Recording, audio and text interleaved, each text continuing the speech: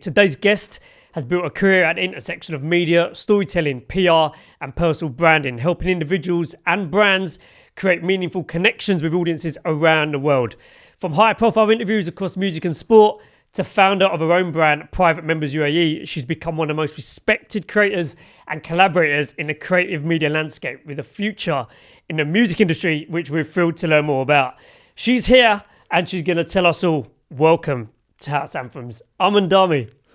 Thank you so much for having me. I love that introduction. It's great to have you here. I know you've come from UAE recently, so thank you for your time. Yeah, I came in May, and yeah, loving every second of London. So I'm happy to. Good to be back. Good time, summertime.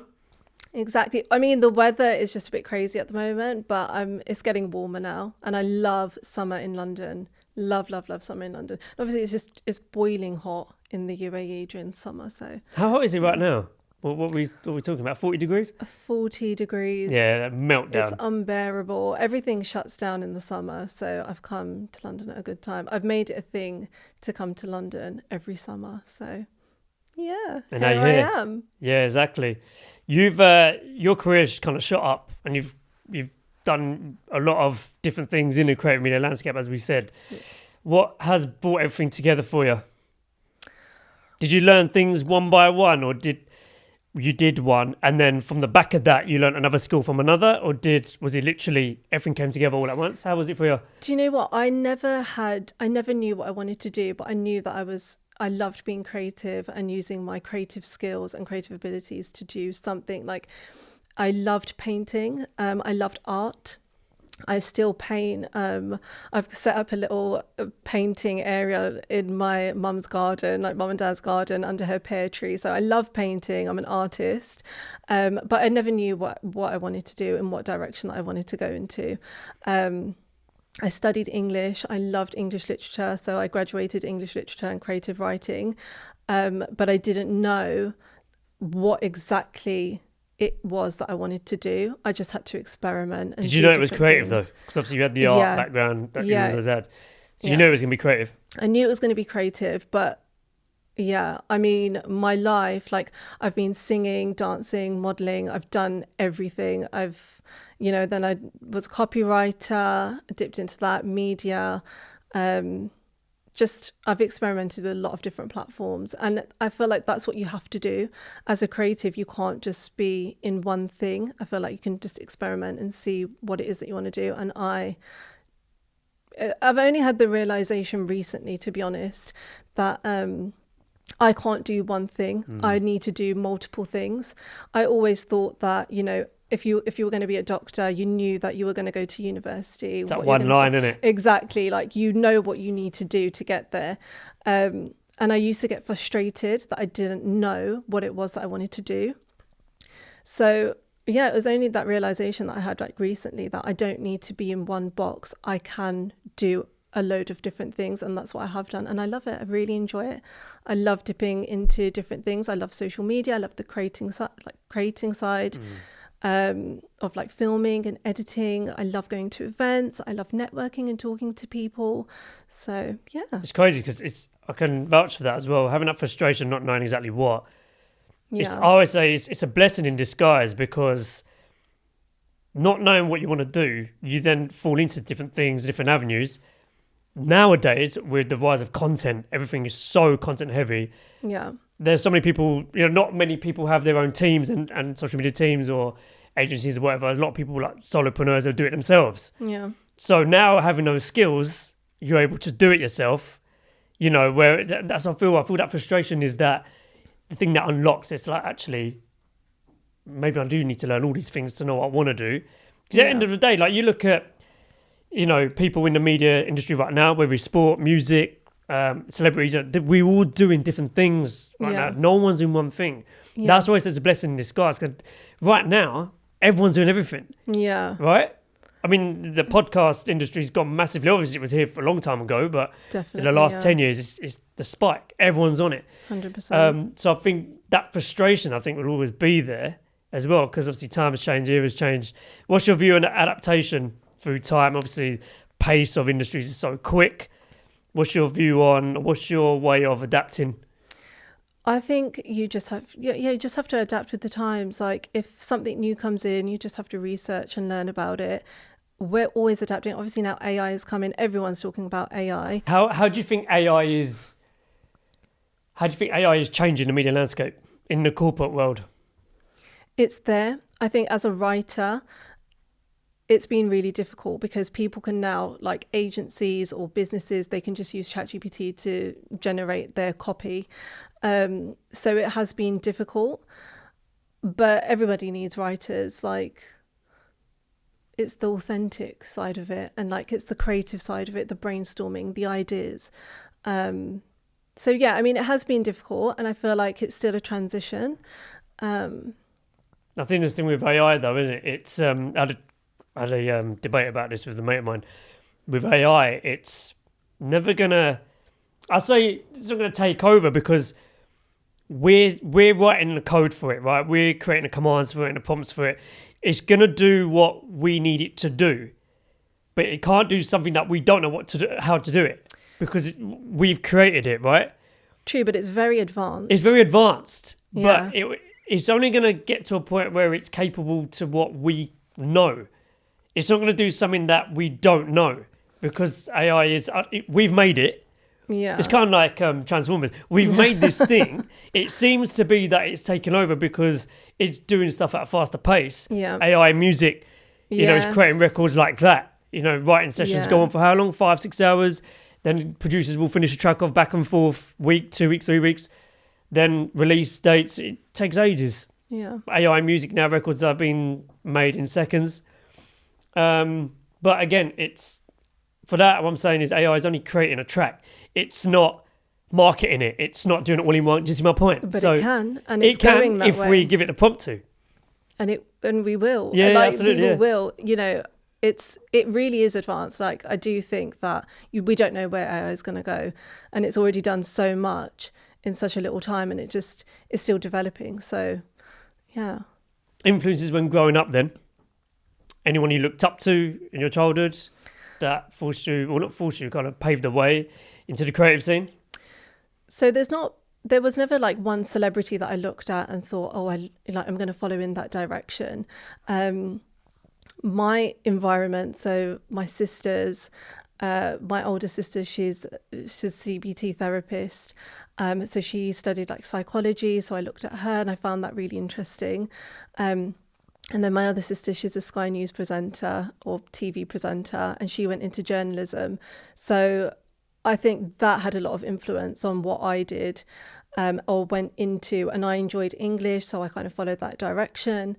But also really randomly, I loved Ugly Betty. I don't know if you've ever heard of that TV show. I remember that on Channel 4, wasn't it? So I loved Ugly Betty so much. And I always say like that also had a bit of an influence on me, and like Disney movies I loved, and I was in a Disney movie because I think I manifested it.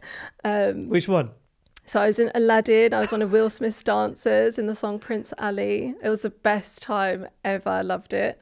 But so there was not really one influence. Like I just loved Ugly Betty. Yeah. In terms of Ugly Betty, because of the environment that she was in, like the publications. So yeah, I really enjoyed. I think the influence for me was my sisters, my environment, my aunts who love singing and dancing, and like the TV shows that I used to watch, like Devil Wears Prada, the film, Ugly Betty, just in that busy environment, fast paced, the magazine, the publishing world, I loved it. And obviously we've got Emily in Paris now, which is kind of what I was doing with the agency that I was with in Dubai. And just generating ideas for brands and the storytelling side. So, yeah. You mentioned your aunties, your sisters, families means a lot to you. Yeah. How has family shaped your career, opportunities? How has it shaped for you? It's one of them things where we have certain individuals either in the industry which help you, or you have a family which really, help you guide your way, give you that confidence. Having your sisters doing what they're doing, and you seeing that has been a major influence on you. How important has family been? Obviously, family is like Obviously, family is really important because of having that support. But because I never knew what direction I wanted to go into, or what I wanted to do, even when I went to college or university, I think I wanted to study art, and there was a bit like, but what industry are you going to go into if you do art? So it was kind of like the going back and forth, but it was also a struggle for me because I didn't know what I wanted to do, but I knew that I enjoyed English and like English literature and creative writing, and I like the idea of that course. So in the long run, my family have been really supportive of everything that I've been doing, anything that I want to do. And it's, I think having the older sisters as well, paving that way, and me being the youngest has also just really helped that move forward. I feel going into that mentorship is something that you're doing now, isn't it? I mean, something I wish I had in my younger days. When you're going into these creative industries, and you're brought up in a cultural background, you're kind of shooting in the dark a little bit. Mentorship really helps with that. You've gone into that now. Tell us about your mentorship. So I got into mentorship because I really want to help people. I love helping people. In fact, the first thing when I meet someone, I love asking them, what's your dream? A bit like Simon Squibb, if you know Simon Squibb. And you met him. I've met Simon Squibb and he's amazing. But yeah, I love asking people, what's your dream? Because I have built a network of people, especially moving to the UAE, and the job that I went into, I was surrounded by so many influential people. So if I can help give back in some way, then I will do that. And this mentorship program has been amazing, just being able to help students, just asking them, what is it that you want to do? Dream big. And, if they say, I'm just looking for a job, I'm like, okay, no, but we're going to manifest this. I do believe in manifesting. I believe in energy, and I do believe in speaking about what you want. And I always say dream big, because you can achieve anything. I was watching Ugly Betty as a young girl, my small town that I've in Essex, thinking, I want to be in this industry. I want to write for a global publication. Who would have thought that I'd end up in the UAE, in Dubai, writing for Harper's Bazaar Arabia, as their content manager. So you really Thoughts become flesh. Yeah, whatever you put your Never mind underestimate to. your thoughts. It's a big cheat Exactly. code, isn't it? Whatever you put your mind to, you can achieve, and I really do believe that. Talking about UAE then, you moved to Dubai. A lot of people do have that dream to move to the UAE. It's often very celebrated in terms of the life out there. Now, obviously, you moved before the social media hype. And what was it like? What was the thing that ultimately pushed you to move? We have the idea, I want to move to Dubai, and then we get nearer to the time. We spoke about this off air as well, when there was a little bit of, do I go, do I not? What was the thing that actually was like, no, I'm gonna do this? What pushed you to move to Dubai? So I actually was offered my dream job. That's why I moved to Dubai. So when I got the offer, it was kind of like, my parents, they worked on the market. So when I was younger, I used to, see my mum, if somebody would come into this on the stall and say they wanted something and we didn't have it, my mum would just say yes. So I would never say no to an opportunity. That's what I've grown up with. So when this opportunity came, it was my dream job. It was out of my comfort zone. That's the reason why I hesitated. And I feel like that's the reason why a lot of people hesitate to do what they want to do and take that leap. So I said yes, but as it went closer and closer to, getting to the airport, your brain jumping on the starts plane, taking control, give you reasons why not to do it.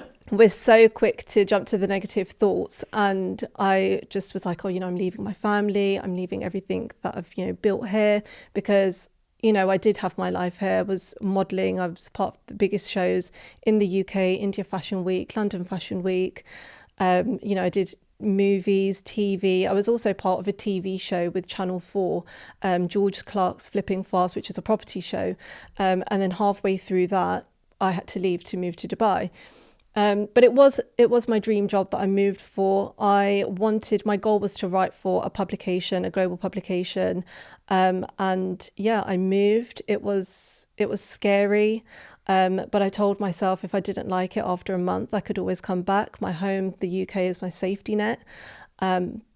but I've been there now. This is like my 5th year It's in amazing. the UAE, Absolutely amazing. and it's been a hell of a journey and incredible. Does it feel like that long? Does it feel that long? It's gone so fast. Now everything is so fast paced in Dubai because there's no seasons there. There's just the summer, and the winter is like in England summer.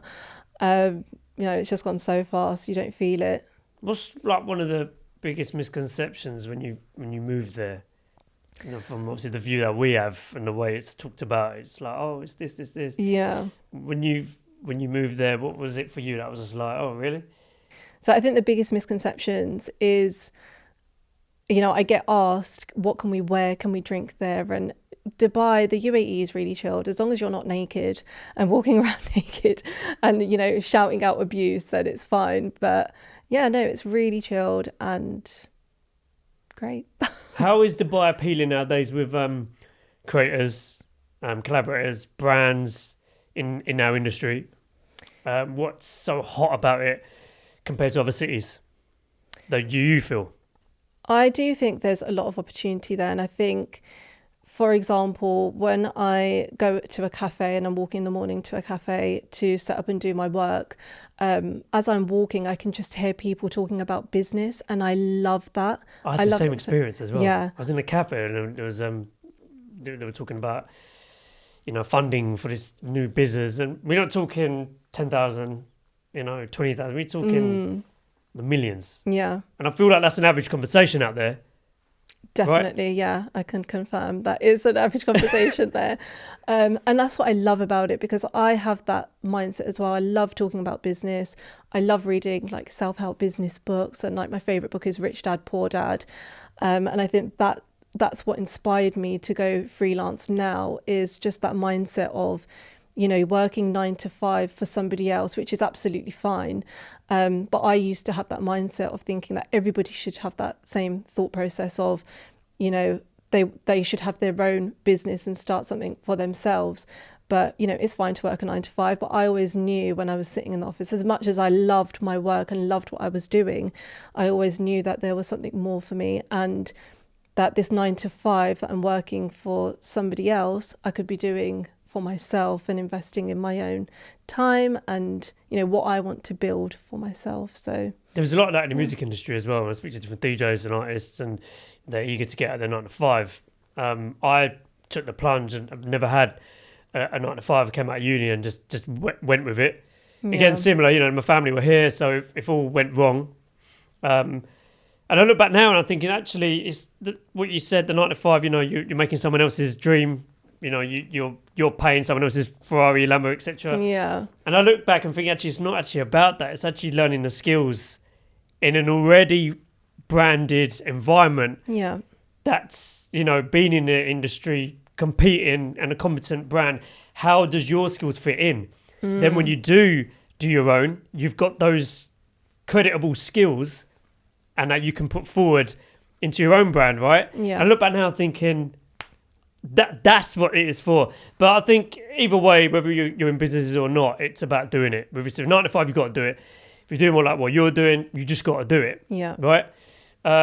What's it like in Dubai then, the employment rate, in terms of like, there is no 9 to 5 there, is it? I'm sure there is, but what's the working hours there? How's it work? So it does depend. I mean, is there more businesses and brands out there than the 9 to 5 compared to like the Western world? I mean, when I moved, and the company that I was working with, that was 9 till 6. But then you have the event side of it as well. So I was a content manager, and we were in it. It was incredible. It was a dream for me, because I was in a building where they had all of the different publications. So on my floor, we had the agency, but then on the next floor, you'd have like Harper's Bazaar, Cosmopolitan, Esquire, GQ. And it was incredible just being in that whole like creative hub. And everybody also had like their events. So you would do your hours, and then you'd have like all of the events that would be happening after. And I loved that. It didn't feel like work for me. It was a place to network. It was fun. It was creative. It's very integrated in that sense, isn't it? Yeah, exactly. And because I was covering it for the website, I was part of everything, and I loved it. in the hub of it all. I remember going to a GQ event, and Alicia Keys was there with her husband. What's his name? Casually, yeah, go on. So Alicia Keys was there, and it was just incredible. And that was something that I was covering, but just being there and just meeting people. And there were a lot of times when, there were these events that were coming up. And is it easy to get into those spaces? I mean, I'm saying, is it very accessible to get into those spaces? So for aspiring individuals who want to follow your path or similar, and they want to go to, I don't know, maybe the US, or they want to go to Dubai or etc., more eccentric places, do you find going to, well, with your path, are these brands more accessible? You can go to these events and workshops and stuff out in the UAE easier than here, do you find? Or do you still have to have your own network to get in there? I think networking is definite. Easier to network there than here? I mean, it depends. It depends the kind of, what you want. And if you want to go out there and talk to people, you can do it. Like, you don't need to go to a networking event to talk to people. You can talk to people in a restaurant or cafe, or, just go up to people. People are doing that now, creators, just going up to people and interviewing them on the street. So, I mean, because I was there in the hub of it, that's where I started. I moved into that. I didn't have to build my way up that level. I don't say it was easier for me, but it. Well, you made it easier for yourself. Yeah. Right? Because you showed up. This is what I do. You put yourself out there, which I think is really key. Storytelling, something a big part of what you've been doing. How did that come about? Where did that come from? So everything that I do and all the brands that I work with, there's a purpose. I feel like there's a purpose to everyone, every brand, and storytelling is part of that. So any brand that I work with, I always try to find the root cause of, who they are and, what is their USP, why are they doing what they're doing. Similarly to when I meet people and ask them what is their dream, that's storytelling. So I do believe that everyone and everything or every brand has a purpose, and it's just about, elevating that and telling their story. I remember in COVID, I started like a small little hobby or I don't want to call it a brand, but I was like, what can I do to give back? And that has a purpose, but also what I'm interested in. So I love fashion, I love painting. So I was like, what can I do to put it all together? So I started painting on t-shirts, called it Fashion for Awareness, and then raised money for different organizations and charities. It's simple though. It's so simple. That's the thing. It's not hard. It's simple ideas. It's simple ideas, but it's just, You just evolved Art Attack. Yeah. That's what you've done. I loved Art Attack.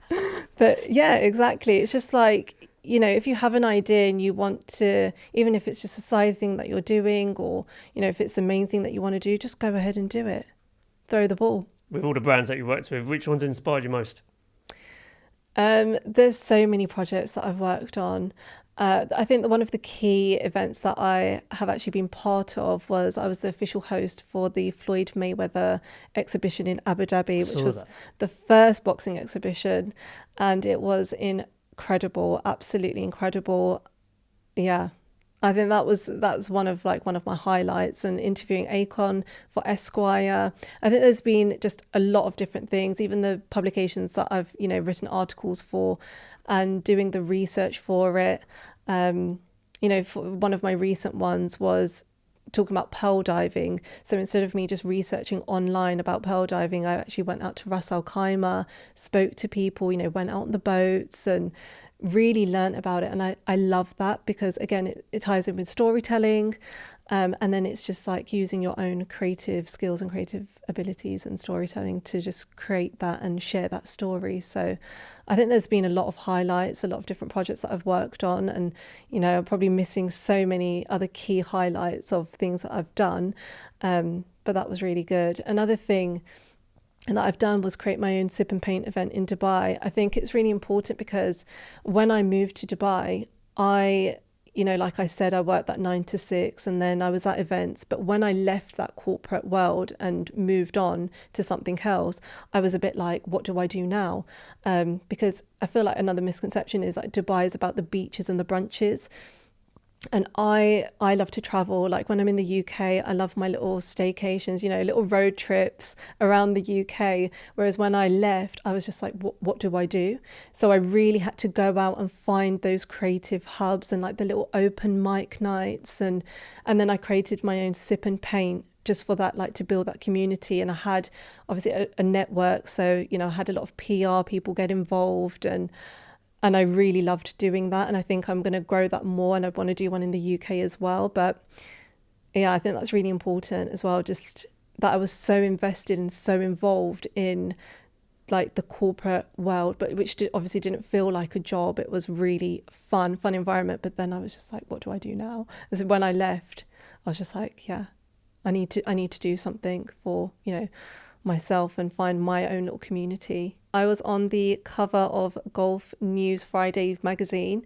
Again, it was just networking. It's just who you know, and like really just connecting with people. It was the editor put out a post looking for Asian outfits, and then I just messaged her and said, I'm a model. I've modeled. This is my portfolio.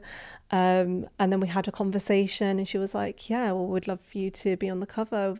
We're looking for a model," and it was perfect. It was just a perfect fit, and It looks that was wicked. incredible. I know you posted it up. That looks class. I actually had my own videographer as well that I booked to do like behind the scenes, because I think it's obviously really important as well as your own brand, to have that. So you're shooting for a brand, but also you need to remember that you are your own brand yourself. So I had my own videographer, and it was incredible. Really big achievement, and I didn't think about it as a big deal at the time, because all of my family are here in the UK, so I didn't really have anybody to celebrate that with. But when I saw the reaction and like the response on social media when I posted the cover was incredible. It was really emotional. Like there's a video of me crying as well, because I was just so like overwhelmed. You don't think about it then, because it happened so fast as well. I did the shoot, the cover came out, it was kind of like, oh, this is really cool. But then when you see everybody else's reaction as well, you're kind of like, oh, this is a big deal, and it should be celebrated. It's huge. Yeah, I think you should always celebrate your wins. I feel that as well. It's kind of like you're grateful. Exactly. You're showing like graciousness about it, saying it's kind of like saying thank you. Yeah. I feel like we're in this era where I get it. We're always on to the next thing and the next and the next thing. But I like what you said there. Never forget to celebrate. I think people it's don't. Massive. Yeah, people say it. They say that like celebrate your wins, but then they don't actually do it. But I think it's really they're worried about the important next thing. Yeah, true. Well, in Dubai, in the UAE, you're always like on to the next thing, on to the next thing. What was it like interviewing these A-list celebrities, music and sport icons, in the corporate world? Is it like a different aura? Is it like a different zone, or did you find they're actually just normal people with just stage presence? I think they're just passionate about what they do, and when you do your research beforehand, like the Floyd Mayweather exhibition. You have to do your own background research as well and find out, because anybody they've been interviewed a million times, so you really have to dig a bit deeper with what the questions that you're asking. But no, they're just normal people. That's what you find, though. That is what you find. You come across I've seen people at like airports and the celebrities, and you get them times that they're walking and no one's rushing at them. They're just cool. I saw like Ben Whittaker in New York airport. We were lining up for the security. Yeah. Fred again was literally right in front, and everyone's just chill. It's just like no, they're just people. They're just people, but they're damn good at what they do. Yeah, and very professional how they put themselves across. Right. I mean, I did have one bad experience with an interview that I did, and I think that traumatized me. I won't name names, but I think that did traumatize me a little bit. But then when I was in Aladdin and I did an interview Will Smith, but we were talking to him and he was so kind. I just thought, they've spoken to so many people. They've been in the industry for so long. I thought, they come across on camera as, really like fun and whatever. But then when you're talking to them, you just never know what energy you're going to get. And he was so genuine. He was so nice. Everybody that I've interviewed has been, amazing and really just into what they're saying and really into what they're doing. I interviewed Leon Robinson from Cool Runnings. He was really cool. Obviously AKON for Esquire, and a few, high profile influencers and boxers, and Clarence Seedorf for the footballer. And yeah, it's just been really fun just being in those different industries like sports, music. Yeah. What's it like interviewing them in terms of how did you approach it? Did you change the way you would go about things, or you just thought, Clarence Seedorf, let's do it? I mean, it depends in, what kind of environment Right. that I'm interviewing them in. So I've interviewed them for like at events. Amir Khan was at the Floyd Mayweather boxing exhibition, so I'm interviewing him. It just depends on the space and the environment. Obviously, when I'm doing a one-to-one interview, then it's a bit more deeper and personal, and you've got more time. But yeah, it just depends on the environment. What's all these experiences you've had from here to when you did move to UAE and Dubai, etc.? What has it taught you? Because you've done a hell of a lot in just the 5 years, let alone the years before. What has it taught you? Must be a catalogue of things. I think it's just like, I think it's taught me to just be out of my comfort zone and just don't be scared, have no fear. And I think I went to a talk where Will Smith, again, but this was in the UAE, not the Aladdin, and he was talking about teaching his children to have no fear, and even if they do have fear, do it.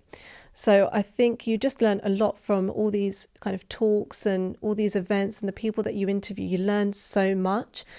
And yeah, just to go outside of your comfort zone, because if I stayed in the UK and if I stayed in Essex, I wouldn't have had all of this knowledge, experience, the amazing people that I've met.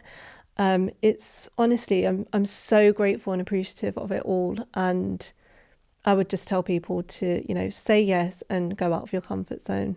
And you've built a global presence about it as well. Not just local. It's, you put yourself out there in another city 5-6 hours away, 5,000-6,000 miles away. You've given yourself global presence. So when you're doing stuff here, this is the thing, what you said is so important, is comfort zone, coming out of it, fear, which is where growth builds. Yeah, 100%. It's that thing that diamonds are built in pressure. So PR and media relations is something that's big for you that you've done as well. How important has that been in your strands that you've worked in?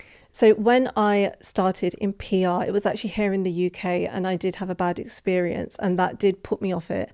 What happened, and what? How bad was it? It was, so I had to call someone, and she put the phone down on me. She was like, I've got 1% battery. What is it? What do you want? And then she just put the phone down, and I was like, I can't do this. I'm a behind the scenes person. I can't be calling people. But I think there's so much more involved in PR, and I've experimented more within PR. I've worked in events. I've worked in influencer management. I've written press releases for, big news that's coming out. And yeah, I mean, most recently I've worked in luxury PR and luxury wellness, which I really enjoy because, I'm really into that side of life. That side of like yoga, meditation, and yeah. At what point did you start thinking about creating your own platform? During the work with PR and media relations, or there was a point, something you've always wanted to do, and actually you found a point in life that actually, I think I've got the nous to do it? At what point was it for you that you was like, I think I'm going to start something now? So I actually have a book of random ideas. This is my book. The diary. My diary. I will come up with an idea.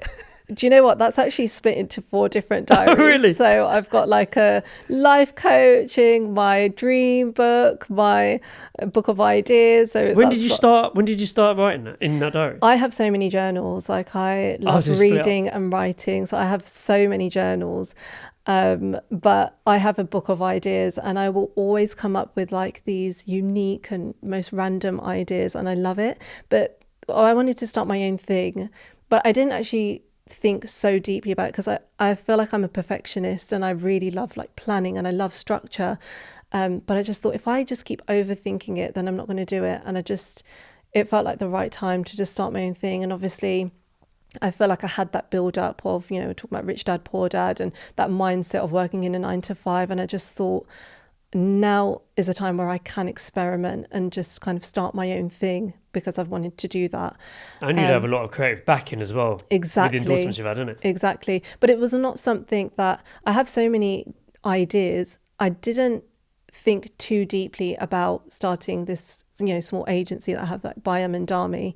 I just wanted to experiment with it and thought, I do have a lot of connections. I do have a big network. Let's see what comes from it. I didn't put pressure on it. And I think that's what I do with a lot of my ideas that I do want to really, start off. I put a lot of pressure on myself to make it happen, or just, what was going to become of it. Whereas with this, I was just like, you know what? Let's just do it. Let's just start. And yeah, so that's how it happened. And the same with Private Members. So with Private Members UAE, I built a network of people. I had a database of connections, and I was like, what can I do with this network? So, and I love writing. Obviously, that's my background as a writer. So I thought, let me start my own digital news website, which is Private Members UAE. And yeah, I mean, again, it was just kind of like an idea that I had. I was sitting there and I thought, why don't I just start my own thing? Instead of me writing for different publications, which is still what I do. I really enjoy it. Have your own body, yeah. And then have my own thing. And it's really just, I didn't expect it to like blow up so much. And it's been brilliant. Yeah. The importance of personal branding now is massive nowadays. What to you nowadays makes personal branding marketable? I think it's the story that you're telling, and to tell it with a purpose. It goes back again to what we were talking about before. What's your USP? What are you trying to not sell to people, but what are you giving to people? What are you educating them on? And I think when you build that, we call it core pillars. What are your pillars? That is really helpful, and it grows from there. Like your pillars are your roots, and then you can build content from there. So I think that's really important to personal branding, is who are you? What are you building? What's your purpose? These are the questions that you need to ask. I was going to say, yeah, it's from within. That's come from within, and we say core pillars, right? Yeah. Because obviously, if it's your own, you got to express yourself into it. Yeah. Which I think is not a lot of people can do. It's you can or you can't. Or otherwise you're probably copying someone, right? Yeah. Music. See, it's house anthems, music based. Now, you kind of dipping into music as a hobby. Tell me a bit about this. Because I remember when you first told me about this, I was like, I need to one day ask you about this properly. Talk to me about it. How's music been important for you? So, ever since I was younger, it's been around your life, isn't it? It's been around it's been around me. My dad's side, they love singing. My mum's side, they love dancing. We love music. My aunt is actually part of a choir. And so we love singing. It's always been around us. So music, I mean, I've been doing a bit of DJing. I've dipped into DJing. What genres are you doing? So surprisingly, I love Afrobeats. I love Afrobeats music. I love R&B. I'm quite diverse with what I listen to. I didn't actually love house music until I started dabbing into DJing. Yeah. And I feel like when you mix house music, like I like deep house. And I don't know, something about deep house and just like mixing. It's soulful, isn't it? Yeah, like mixing it on the decks is different. And yeah, so I really enjoyed it. I enjoy it. Do you find it's like a coping mechanism for you? Because I find it with cooking. Like when there's a lot in my head, I start cooking because it's like a release strategy. What's it like for you? Do you find it as like something that you just love learning? Is it like a mental release for you? Yeah, I mean, as a creative, I feel like, I love reading, I love writing, I love art. So it's just another form of art. It's just another form of expression. And you do get lost in the music. I did enjoy it. When I have DJ decks at home, so when I feel like it, I will just try and just experiment it. I feel like when I'm out as well, if a song's playing, I'll always think of another song or like how to mix it. So you've got that Apple genius in your head. Yeah, and what tracks will be similar to this? Yeah, exactly.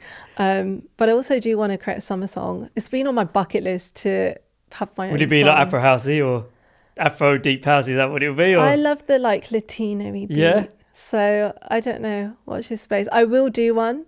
Maybe this year. Watch this space. I don't know. Watch this space. Watch this space. I'm excited to hear this. Make sure it's a house anthem exclusive, yeah? Definitely. Brands that you worked with as well. Obviously, you mentioned GQ, Cosmopolitan, Vogue, L'Oreal. What have you learned about them?